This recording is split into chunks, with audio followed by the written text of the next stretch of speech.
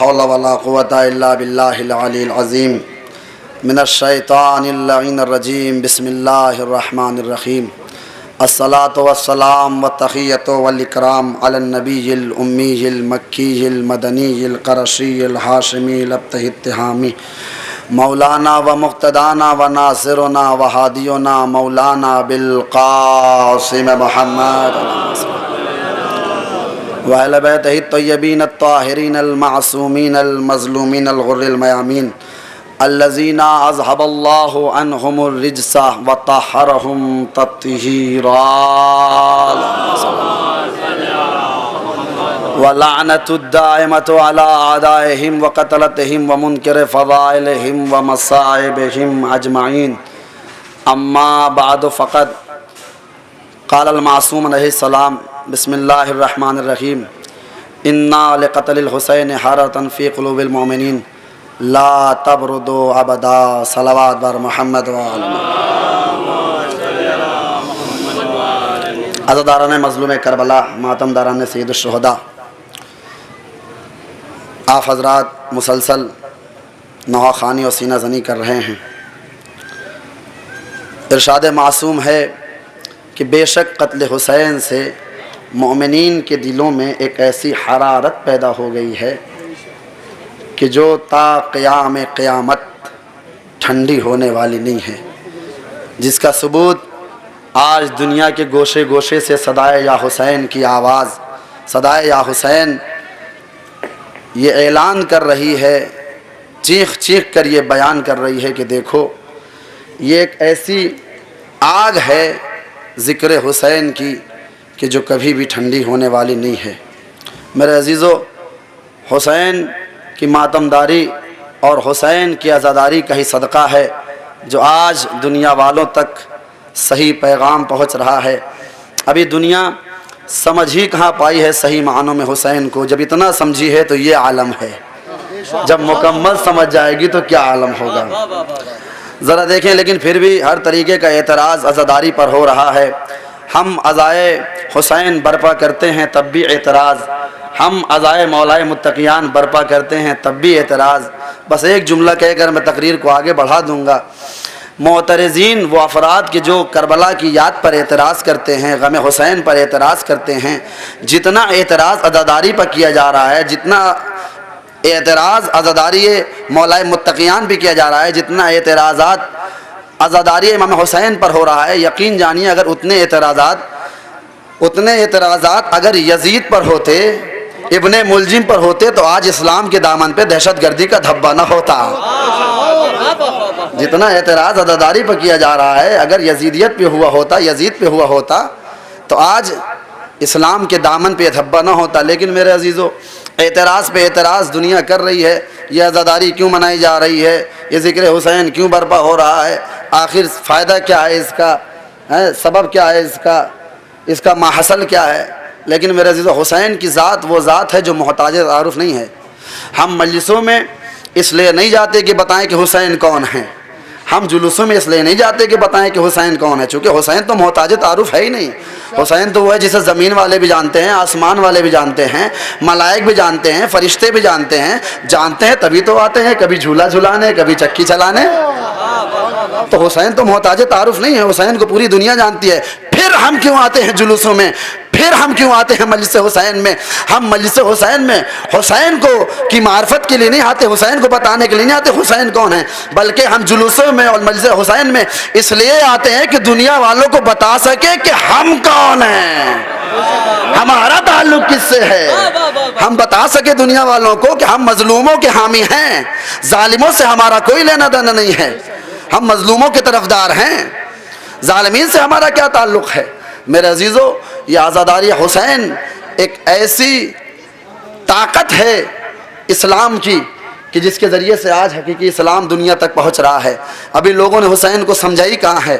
حسین وہ ہے کہ جس کا چلنا شریعت ہو، جس کا بولنا مشیت ہو، جس کی سانسیں تسبیح ہو، جس کی فکر قرآن ہو جس کی عقل تفسیر ہو اس ذات کا نام حسین ہے۔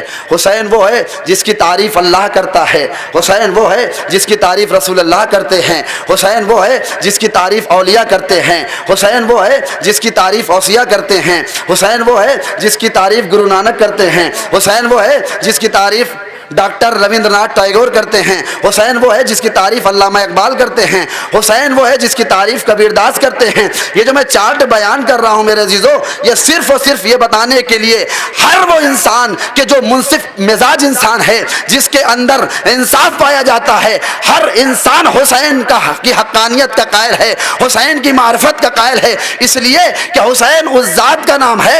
حسین ہر ایرے غیرے کے سمجھ میں نہیں آتا، حسین ہر جیسوں کو سمجھ میں آتا ہے اور ملازادوں کو سمجھ میں نہیں آتا۔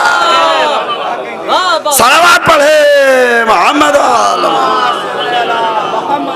لیکن میرے عزیزو، میرے محترم سامعین، دنیا پوری کوشش کر رہی ہے کہ عزاداری کو ٹارگٹ کیا جائے، عزاداروں کو ٹارگٹ کیا جائے، نشانہ بنایا جا رہا ہے بار بار اس قوم کو، لیکن یہ قوم بالکل نڈر صورت میں، بغیر ڈرے ہوئے، بغیر خوف کھائے ہوئے، یہ قوم بہت تیزی کے ساتھ آگے بڑھتی ہوئی نظر آ رہی ہے۔ ایک انگریز مورخ سے سوال کیا گیا کہ بھائی آخر وجہ، توجہ رہے میرے عزیزو، سوال کیا گیا کہ آخر کیا وجہ ہے یہ قوم تشیع نہ دبتی ہے نہ مٹتی ہے، آخر ریزن کیا ہے، سبب کیا ہے، علت کیا ہے؟ اس نے تحقیق کی، محقق تھا، تحقیق کی، جستجو کرنے کے بعد اس نے ایک فیصلہ دیا، کہا اس قوم کے پاس دو طاقتیں ہیں، توجہ، دو طاقتیں ہیں جو نہ اس قوم کو دبنے دیتی ہیں، جو نہ اس قوم کو مٹنے دیتی ہے۔ کہا وہ کون سی طاقتیں ہیں؟ کہا ذکر علی انہیں دبنے نہیں دیتا، ذکر حسین انہیں مٹنے نہیں دیتا۔ عظمت آل محمد پہ بآواز بلند سلوات۔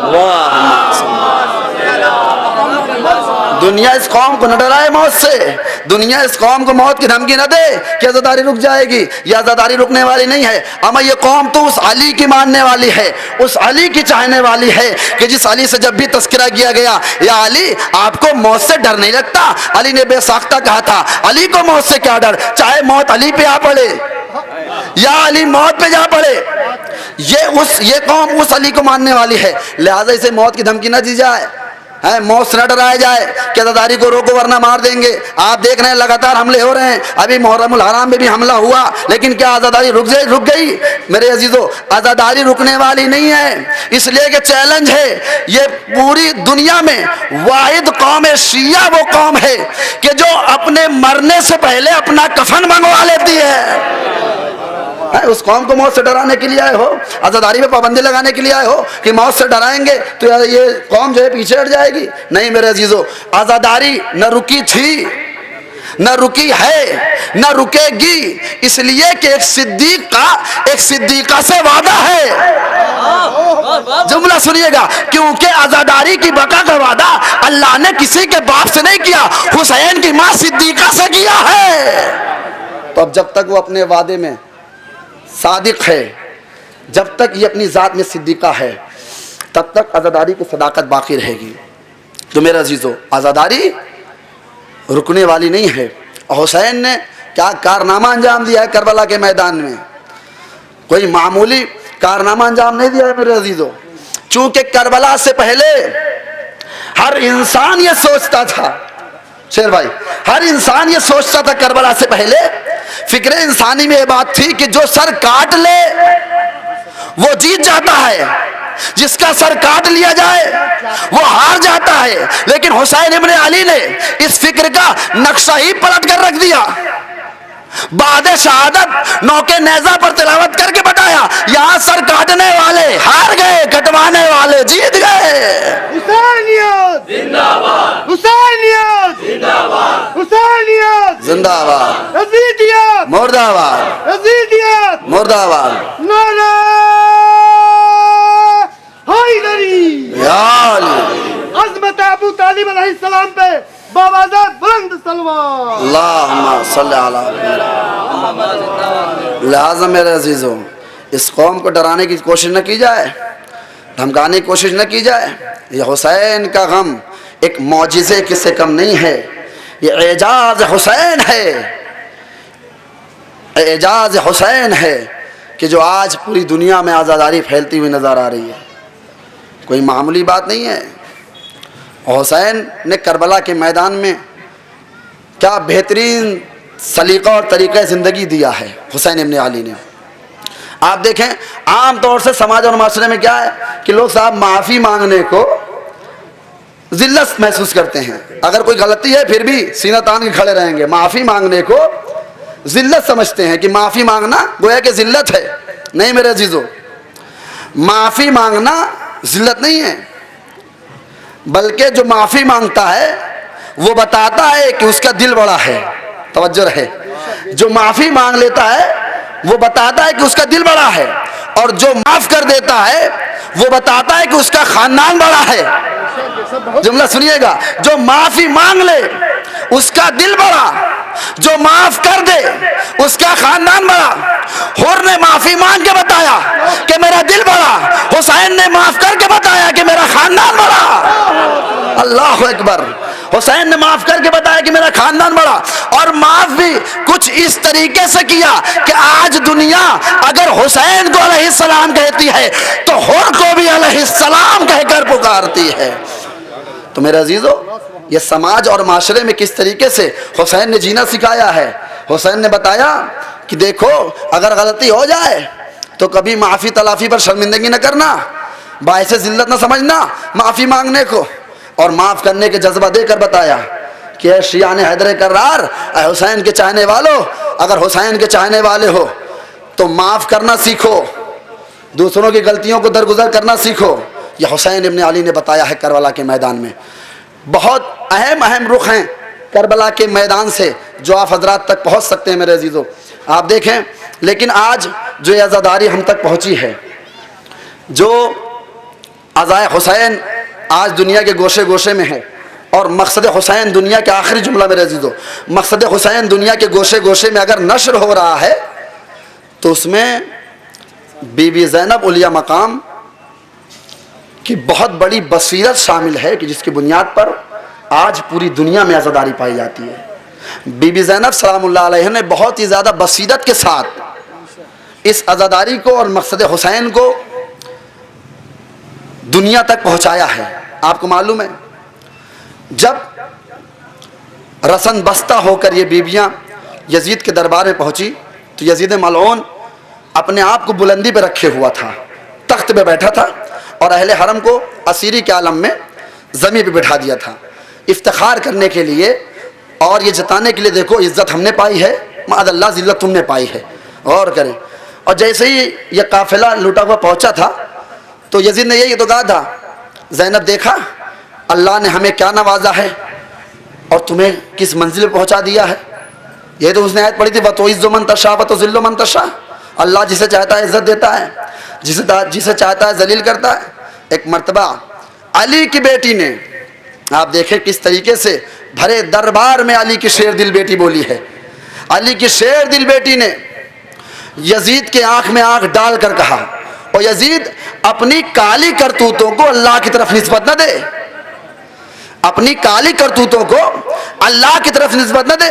اور تو کیا سمجھتا ہے تو نے ہمیں اسیر کر لیا، تم نے ہمیں نیچے بٹھا دیا تو ہم ذلیل ہو گئے، ذلت ہمارے شامل حال ہوئی، اور تو بلندی پہ ہے تو عزت دار ہو گیا. ایسا بالکل بھی نہیں ہے. اور ایک مرتبہ علی کی شیر دل بیٹی نے غیظ کے عالم میں کہا، او یزید اللہ کی مار دیکھ، اللہ کی مار دیکھ تجھ پر کہ تیرے ہی دربار میں، تیرے ہی لوگوں کے سامنے، تیرے ہی دربار میں علی کی بیٹی تجھ سے نظریں اٹھا کے بات کر رہی ہے اور تو نظریں جھکا کے مجھ سے کلام کر رہا ہے. ثانیہ زہرا سلام اللہ علیہ پہ باوجہ بلند سلوات. اللہم صلی اللہ علیہ وسلم. تو میرے عزیزو کس طریقے سے مقصد حسین کو لوگوں کے دلوں تک پہنچایا ہے. اور اس کے بعد بعد رہائی، بس آخری جملہ میرے عزیزو، بعد رہائی 3 دن تک زینب علیہ مقام نے اپنے بھائی کی عزاداری اور مجلس برپا کر کے بتایا، یزید دیکھ لے جیتا کون ہے ہارا کون ہے. دیکھ فتیابی کس کو حاصل ہوئی ہے، فتح کس کو حاصل ہوئی ہے، فتیابی کس کے نصیب حال ہوئی ہے، اور ذلت کس کا مقدر بنا ہے. اللہ اکبر. 3 دن تک بی بی نے کیا کیا، مجلس منعقد کی. بس ایک سوال اس کے بعد اسی کا جواب دے کر رفت مسائل. سوال یہ ہے کہ آخر 3 دن ہی بی بی زینب اولیاء مقام نے دربار یزید میں مجلس کیوں کی؟ ایک دن بھی کر سکتی تھی، تب بھی مجلس تھی، 2 دن کر لیتی، پورا خمسہ 5 دن مجلسیں کر لیتی، عشرہ پورا 10 دن کر لیتی، آخر 3 دن تک ہی یہ ماتم کیوں ہوتا رہا یزید کے دربار میں؟ بی بی 1 دن کر لیتی، 5 دن کر لیتی، 10 دن کر لیتی، آخر یہ 3 دن ہی کیوں؟ ثانیہ زہرا آواز دیں گی، میں نے اپنے اس عمل کو اپنے نانا کی سیرت سے جوڑا ہے۔ اللہ اکبر، جو سمجھے انہیں میرا سلام۔ میں نے اس عمل کو اپنے نانا کی سیرت سے جوڑا ہے۔ بی بی کون سی سیرت؟ کیا تم نے غور نہیں کیا؟ یہ بتاؤ ذوالعشیرہ میں کتنے دن گزرے؟ کہا 3 دن۔ کہا غدیر میں کتنے دن گزرے؟ 3 دن تک بیعت ہوتی رہی مولا متقیان کی۔ تو ذوالعشیرہ میں 3 دن، غدیر میں 3 دن، شہزادی آواز دیں گی 3 دن میرے نانا رسول اللہ نے 3 دن ذوالعشیرہ میں گزارے، 3 دن غدیر میں گزارے۔ جب 3 دن ذوالعشیرہ میں گزرے تو پوری دنیا میں اسلام پھیل گیا۔ اللہ اکبر۔ 3 دن غدیر کے میدان میں گزرے تو پوری دنیا میں میرے بابا علی کی ولایت پھیل گئی۔ میں 3 دن عزاداری برپا کر کے پوری دنیا میں حسینیت کو پھیلا دوں گی۔ صلوات پڑھے محمد۔ لہٰذا میرے عزیزو، یہ آج اگر عزاداری پہنچی ہے ہم تک تو اس میں زینب اولیاء مقام کی بہت بڑی کوشش اور سعی ہے اور بصیرت ہے جو آج عزاداری ہم تک پہنچی ہے۔ آپ مسلسل ماتم کر رہے ہیں عزاداروں۔ 10 محرم گزر گئی، پتہ بھی نہیں چلا۔ واقعاً حسین شہید ہو گئے، حسین کی تو مشکلات ختم ہو گئی بظاہر، عباس قتل ہو گئے، علی اکبر مار دیے گئے، لیکن امتحانات تو اہل حرم کا شروع ہوا ہے۔ اب انہیں اسیر بھی ہونا ہے، اسیر ہو کر یہ بیبیاں تیار بتیار پھرائی جا رہی ہیں۔ یہ مصیبت کا وقت ہے اہل حرم کے لیے، بہت بڑے مصیبت کے ایام ہیں جس سے ہم اور آپ گزر رہے ہیں۔ عزادارو ذرا تصور کیجئے اس بہن پر کیا گزری ہوگی کہ جب بہن نے اپنے بھائی کا بے کفن لاشا دیکھا ہوگا۔ تڑپ گئی تھی زینب۔ جب سیدہ سجاد نے پوچھا پھوپھی اماں اس قدر حالت غیر کیوں ہے، تو ایک مرتبہ زینب نے کہا، اے میرے بھتیجے سید سجاد، میں اس لیے محزون ہوں کہ ایک وقت ایسا تھا کہ میں قرآن پڑھتے پڑھتے مجھے ہلکی سی نیند آ گئی، سورج چڑھ آیا، اب جب میری آنکھ کھلی تو میں نے دیکھا کہ میرا بھائی اپنی ایبا کا سایہ کیے ہوئے میرے سامنے کھڑا ہوا ہے تاکہ میری بہن دھوپ میں نہ رہنے پائے۔ میں نے اس وقت سوچا تھا کہ میں اس کا بدلہ ضرور دوں گی، ایک وقت ایسا آئے گا۔ اے میرے سید سجاد، میں اس لیے اتنا محزون ہوں کہ آج میرے بھیا پر ضرورت کا وقت ہے۔ آج یہ بہن چاہتی ہے کہ اپنے بھیا کے لاشے پر سایہ کرے، لیکن زینب کے سر پہ خود ہی ریدا نہیں ہے۔ اللہ اکبر۔ خدا آپ کو کوئی غم نہ دے سوائے غم مظلوم کربلا کے۔ ہاں عزادارو، بڑے مصائب ڈھائے گئے ہیں کربلا کے میدان کے بعد بھی۔ حسین کی 4 سالہ بچی، حسین جسے اتنا چاہتے تھے اسے اتنی اذیتیں دی گئی۔ جملہ کہوں آپ کے سامنے میرے عزیزو، تاریخ میں یہ تو لکھا گیا ہے، تاریخ یہ تو بتاتی ہے کہ سکینہ کو تماچے لگے، تاریخ یہ بتاتی ہے کہ سید سجاد کو تازیانے لگے، لیکن سکینہ کو کتنے تماچے لگے یہ تاریخ نہیں بتاتی۔ تاریخ یہ نہیں بتاتی کہ سید سجاد کو کتنے درے لگائے گئے۔ اجرکم علی الزہرا، ہاں اتنا ضرور ملتا ہے کہ اتنے تماچے لگے حسین کی اس پھول سکینہ پر کہ رخسار کی رنگت کربلا سے لے کے کوفہ، کوفہ سے لے کے شام تک تبدیل ہوتی رہی۔ اجرکم علی الزہرا، خدا آپ کو کوئی غم نہ دے سوائے غم مظلوم کربلا کے۔ ہاں عزادارو، جیسے دیگر اسیروں کو بٹھایا گیا، دیگر بیبیوں کو بٹھایا گیا، اس ننھی سکینہ کو بھی اس کی ماں کے آغوش میں رکھا گیا۔ اونٹ کی چال آپ کو معلوم ہے، جب اونٹ چلتا تھا تو بچی گر جایا کرتی تھی، بار بار بچی گر جایا کرتی تھی۔ اب ایک لعین نے مشورہ دیا کہ ایسا کرتے ہیں سکینہ کو جدا کر کے سکینہ کو ایک اونٹ سے باندھ دیتے ہیں۔ عزادارو حسین کی یتیمہ سکینہ کو اونٹ کی ننگی پشت پہ لٹایا گیا، اور لٹانے کے بعد سکینہ کو رسیوں سے جکڑ دیا گیا۔ اس کے بعد جب اونٹ کو دوڑایا گیا تو جیسے جیسے اونٹ دوڑتا تھا سکینہ کی پسلیاں چھلتی تھی، آواز دیتی تھی، اے بھیا سجاد اجرکم علی الزہرا، خدا آپ کو کوئی غم نہ دے عزادارو سوائے غم مظلوم کربلا کے۔ ہاں عزادارو بڑے ستم ڈھائے گئے حسین کی اس مظلومہ سکینہ پر۔ ایک مرتبہ ایک وقت ایسا آیا کہ قافلہ روکا گیا تھا، شمر ملعون اپنے لشکریوں کو پانی پلا رہا تھا۔ سکینہ آگے بڑھی، ہے پھوپھی اماں اگر اجازت ہو تو شمر سے طلب آب کر لوں۔ زینب نے کہا بیٹا اتمام حجت کر دو، مجھے معلوم ہے ملے گا نہیں۔ سکینہ ننھے قدموں سے آگے بڑھی، اے شمر مجھے پانی دے دے۔ شمر نے کوئی جواب نہ دیا۔ سکینہ نے سوچا کہ شمر جب اپنے لشکریوں کو پانی پلا چکے گا تو مجھے پانی دے گا۔ عزادارو لیکن سکینہ انتظار کرتی رہی۔ شمر نے اپنے لشکریوں کو پانی پلا دیا، اس کے بعد اپنے جانوروں کو بھی سیراب کرنے لگا۔ ہائے رے حسین کی لاڈلی سکینہ کھڑی انتظار کر رہی ہے کہ ہاں یہ شمر ملعون جب اپنے جانوروں کو پانی پلا دے گا تو مجھے ضرور پانی دے دے گا۔ عزادارو اس نے اپنے جانوروں کو پانی پلانے کے بعد ایک مرتبہ مشق لے کر آگے بڑھا، سکینہ کے سامنے آیا۔ سکینہ نے ننھے ہاتھوں کو آگے کیا، شاید شمر مجھے پانی دے دے گا۔ ایک مرتبہ اس نے سکینہ کے سامنے سارا پانی زمین پہ پھینک دیا۔ عزادارو اگر یہیں تک جملہ تمام ہو جاتا تو ہم اور آپ صبر کر لیتے، لیکن ایک مرتبہ شمر ملعون نے اپنی ان انگلیوں کے ساتھ، ان ہاتھوں کے ساتھ جس میں اس نے انگوٹھی پہن رکھی تھی، سکینہ کو پکڑا اور اتنی زور سے تماچا مارا کہ حسین کی یتیمہ زمین پر گری۔ آواز دی، اے چچا عباس اجرکم علی الزہرا، خدا آپ کو کوئی غم نہ دے سوائے غم مظلوم کربلا کے۔ آپ کی آوازیں گریہ بلند ہے عزادارو، بس آخری جملہ اور ختم دعا، اس کے بعد آپ ہوں گے، انجمن ماتمی آپ کے سامنے ہوگی، بس آخری جملہ۔ عزادارو بی بی زینب آگے بڑھی، ظالم کے ہاتھ سے اپنی بیٹی کو چھڑایا۔ عزادارو بچی رونے لگی، روتے روتے بس آخری جملہ، روتے روتے بچی کو ذرا سی نیند آ گئی۔ بس آخری جملہ میرے عزیزو، سکینہ نے محسوس کیا کہ کوئی پانی کا قطرہ میرے رخسار پر گرا۔ اللہ اکبر۔ عزادارو جیسے ہی سکینہ نے آنکھیں کھولی، کیا دیکھا کہ پھوپھی اماں زینب زارو قطار رو رہی ہے۔ بس آخری جملہ عزادارو، ایک مرتبہ حسین کی 4 برس کی بچی کھڑی ہو گئی، ہاتھوں کو جوڑا، اے پھوپھی اماں اب سکینہ وعدہ کرتی ہے مر جائے گی لیکن پانی طلب نہیں کرے گی۔ ارے کل کربلا میں مانگا تو میرا چچا مارا گیا، آج شمر سے مانگا تو آپ کی آنسوں میں آنکھوں میں آنسو۔ اے پھوپھی اماں سکینہ اب مر جائے گی لیکن سوال آب نہ کرے گی۔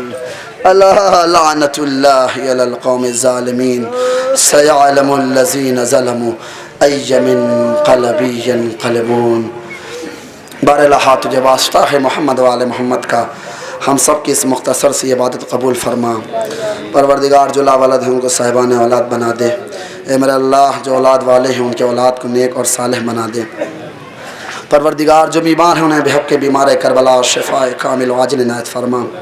اے میرے اللہ جو لا ولد ہیں ان کو صاحبان اولاد بنا دے، جو اولاد والے ہیں ان کے اولاد کو نیک اور صالح بنا دے۔ پروردگار علماء حقہ کا سایہ ہمارے سروں پر قائم و دائم رکھ۔ آغائے معظم رہبری، آغائے خامنائی، آغائے سیستانی اور دیگر مراجعین کرام اور علماء اعظام کی محافظت فرما۔ ہمارے مراجعین کرام کو طول عمر عنایت فرما اور ان کو دشمنوں کے شر سے محفوظ رکھ۔ اے میرے اللہ، میرے کریم، میرے رحیم پروردگار، تجھے واسطہ ہے محمد و آل محمد کا کہ وہ وقت جلد از جلد آئے کہ جنت البقیع میں ایک عالی شان روضہ تعمیر ہو اور ہم رسول کی بیٹی کی قبر کی زیارت کے لیے جائیں۔ اے میرے اللہ پرچم اسلام کو سربلند فرما، پرچم کفر و نفاق کو سرنگو کر دے۔ اے میرے اللہ جو دشمنان اسلام ہیں، دشمنان تشیع ہیں، جن کا مقصد اس دنیا میں فساد پھیلانا ہے، پروردگار ان کو ان کے مقصد میں کامیاب نہ ہونے دے۔ اے میرے اللہ ہم سب کی آخری اور اہم دعا یہ ہے کہ منتظر منتقم خون حسین، منتقم خون علی اصغر، یوسف زہرا، منجی بشریت حضرت حجت کے ظہور میں تعجیل فرما اور ہم سب کو ان کے عوان و انصار میں شمار فرما۔ ربنا تقبل منا انک انت السمیع العلیم۔ ماتم حسین۔